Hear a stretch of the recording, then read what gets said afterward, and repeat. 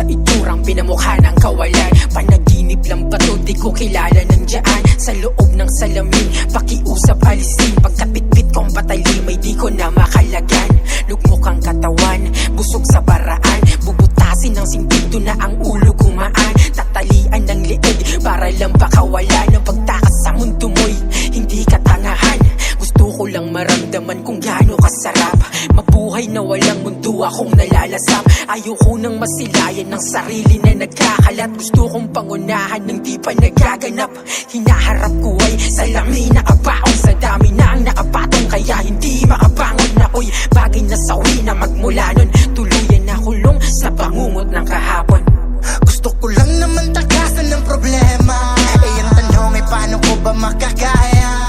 Kung sarili ko lang di nahihirapan.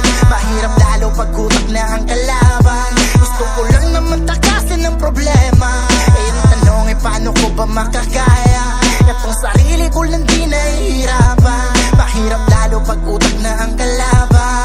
Ang damag na nag-uusap ang mata ko at hindi. Bagamat ako'y tahimik ay maingay sa dilim. May bumubulong sa akin, sino ba ang nakapasok? Ako ay umalakhak, imbis ako'y matakot. Sarado ang pinto, sarado ang bintana. May batang naglalaro sa isip ng binata. Alaalang masaya, bata nang gagambala. Ayoko pa na lumaya sa parting kaawa-awa. Sawa na rin sa payo, dala na sa payaso. Napilit inaakit ng ngiti niya sa malayo. Binigyan pa ako ng tali, ika dapat kang matalo.